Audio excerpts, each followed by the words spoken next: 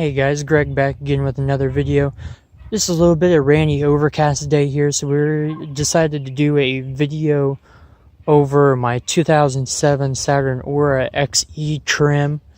We're going to go over all the things that are standard on it, as well as some of the things I know you can upgrade, and I will show you some of the things that have been specifically upgraded on mine.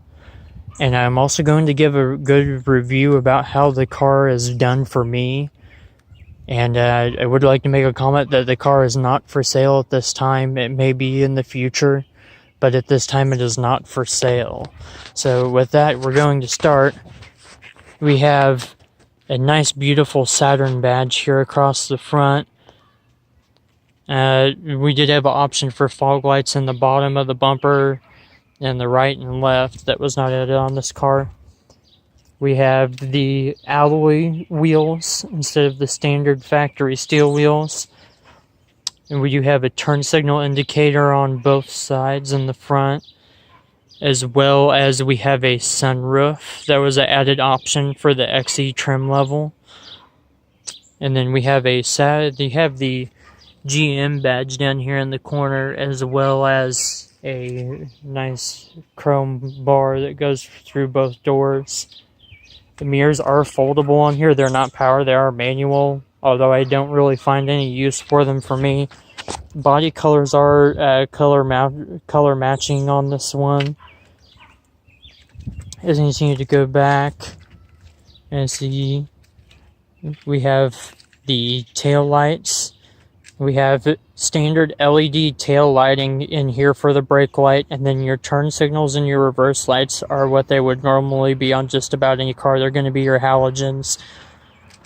We have a nice beautiful Saturn badge here again on the back like we did in the front. Okay. Same thing on the other tail light. License plate bracket is below. I'm not going to show it because I don't want you guys to be running my license plate. Fuel doors back over here on the passenger side. It's just a simple press and it opens. You close it, you press it again, and it locks in place. Body, again, handles are body color. And you keep going around here in front, you'll see the other turn signal indicator here on the passenger side. And real quick, we're going to go and pop the hood and fire it up before we take a look at the inside here. We're going to pop the hood here real quick.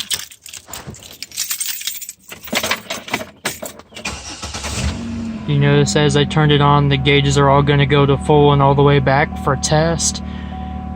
This car has a lot of features. We're going to get into that in a minute. We walk back over here.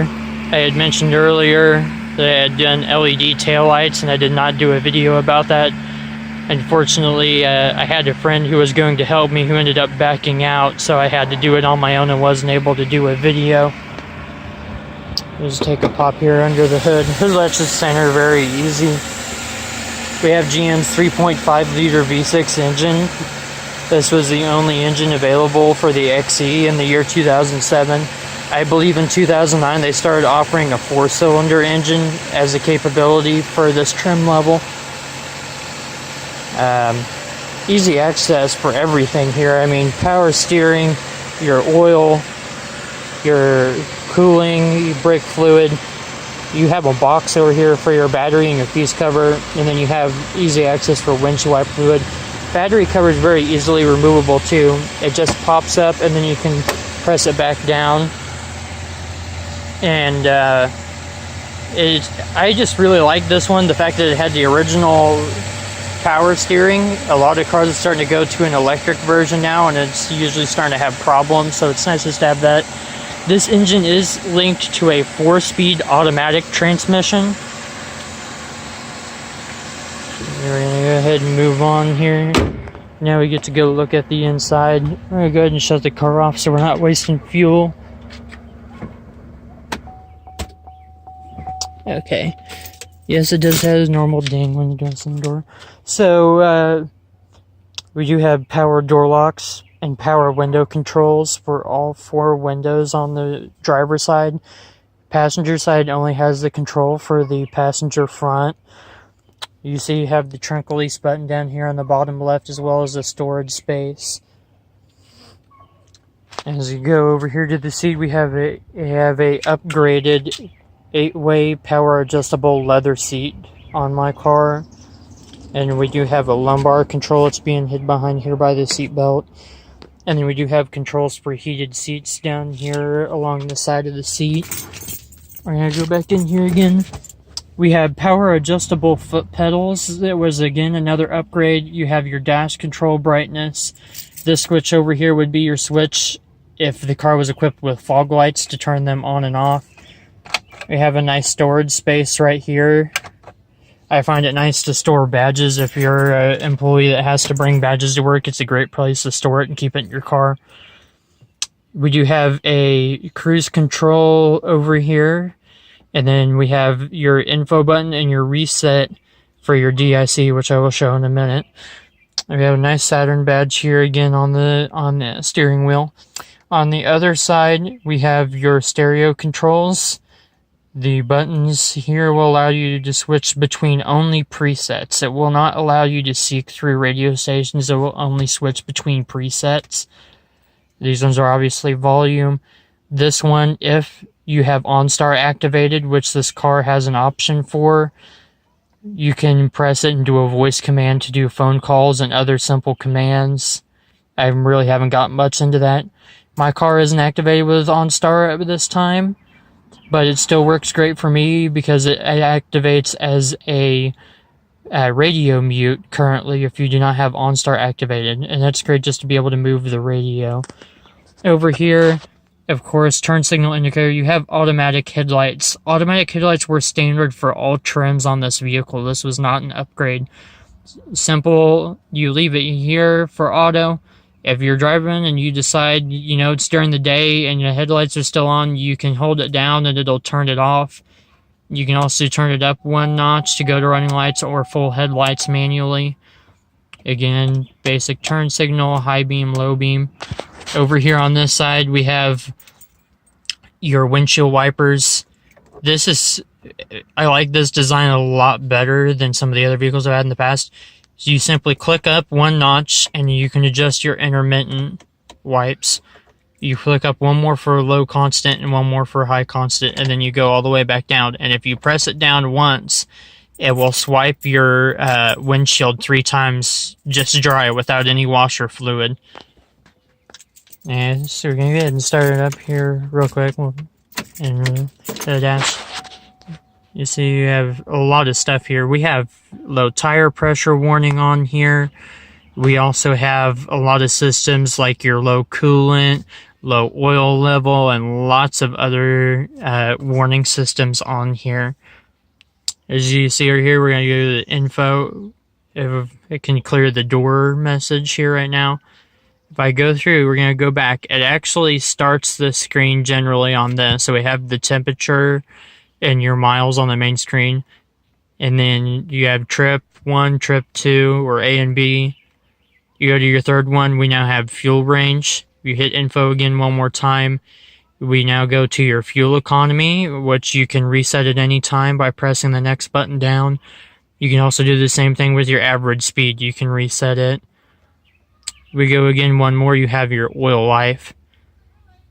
And finally, if you press the info and the reset together at the same time, you go into the personal menu. This is how you reset your oil life. You can change the units to different languages. This car does have remote start. I forgot to mention that. It was an added option, not standard. You can also adjust to where your horn will sound when you lock or unlock your car. You can also adjust lots of other stuff. The lights flash when you lock and unlock. Yeah, delay a lock. It'll lock after you leave. Auto unlock is for all. It ties into this for shifting to park. I have it set when I shift to park, it will unlock all the doors. You can also set it up to do that for only unlocking the driver's side. You can also have the exterior lights come on as far as the headlights when you hit unlock. And we go through them more. We're back to the beginning again.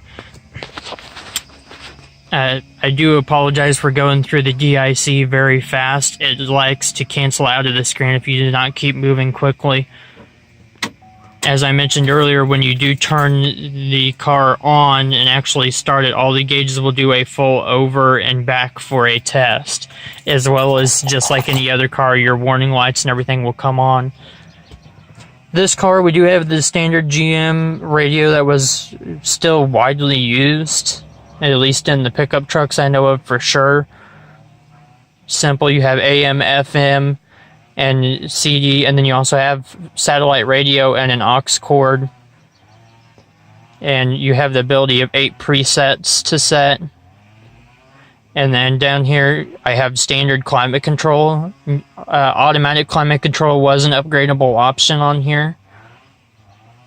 So just normal, we have 4 speeds, your thermostat obviously in the middle of your position, window defrost, air conditioning, and when you turn it on, this is the one that comes on as default.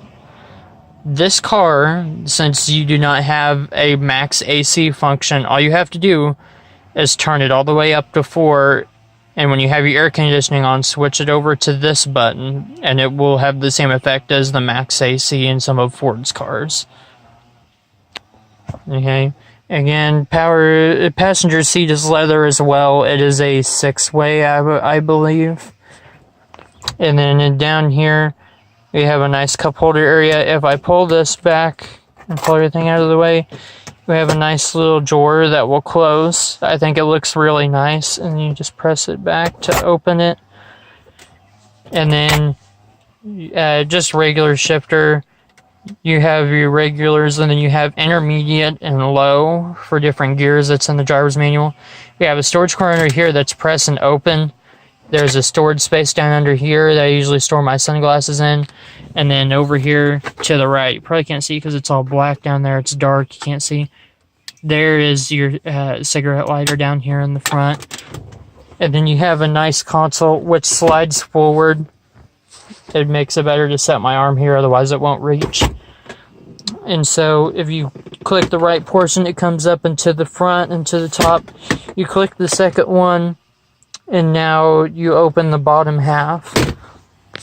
You have traction control right here, right on the dash here, on the center console, I should say. And so now we move around to the back here. They say the back is very spacious. Again, power controls for just this door back here. If we look in, very spacious from back here. This is the seat in my normal position up front right now. And as you see, there's an indentation right here for even more leg room. Nice basket back here. I like to store extra clothes for roadside emergencies. We have a cup holder here that folds up.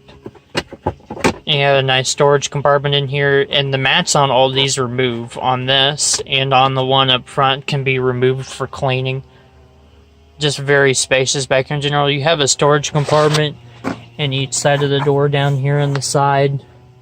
And on this car, we do have the tie-off system for a car seat. You have the anchor point up here, and you have the ones here in the back of the seats to do your 3-point anchor for a car seat here in the back.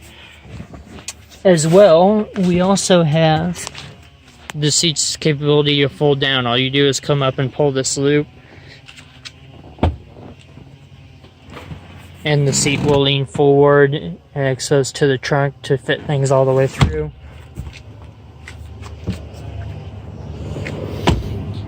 Not much to say really. It's about the same on the other side. We'll go ahead and show you. I had to do a little patch job on my seat over here. It was torn when I got it. Basically the same. It's got a nice wood trim. One thing I did forget to mention so far is this is what's called a two-tone interior. And this was an extra option on this car. It was not standard. Normally, I know for sure it was available in all black. But this is, again, what they would call a two-tone interior. This is an extra option. Mine, I did specifically have what is called WeatherTech floor mats, for those of you who are asking, and this is not a shout out to WeatherTech, so don't copyright infringement me for trying to sell their products. For those of you who are just interested, They're laser fitted floor mats specifically for my vehicle, and I'd like to say that they've done a nice job so far. That's really about all I have. As far as the review, this car has done great so far. As you can see in the video, we're over 110,000 miles now. I've had this car, it'll be 2 years this July, and it had 83,000 miles on it when I bought it. So I put quite a bit of miles on it in almost 2 years now, and it's done immediately great. I have had no problems other than regular maintenance. I've replaced the tires, I've done oil changes. I've had to replace one tie rod once that was going out in the front from just normal wear and tear. Other than that, I have not had to do anything else to this car other than the regular maintenance of oil changes and changing fluids. Great car all around. I would like to say one thing, and that is the rotors. If you get your car and you noticed a very bad shaking when you're driving down the road, you notice your car shaking very badly when you go to brake from high speeds, I would recommend getting your rotors replaced if you know your brake pads are still good. That is a common problem that I have heard about on this car. I have just now recently started to have it now after almost having the car for 2 years. And it only seems to be happening with the stock rotors, as I have been told by reviews. Once you upgrade away from the stock rotors and spend a little extra money in rotors, they do not warp as fast, and you don't spend as much money getting them resurfaced. Some of the other people that have had problems have reported having to resurface rotors as soon as every 3 months in some worst case scenarios that I've heard of. So, again guys, 2007 Saturn Aura XE, just a wonderful all-around car. If you guys have any more questions about it, feel free to contact me on YouTube, leave a comment. We'll see you guys around.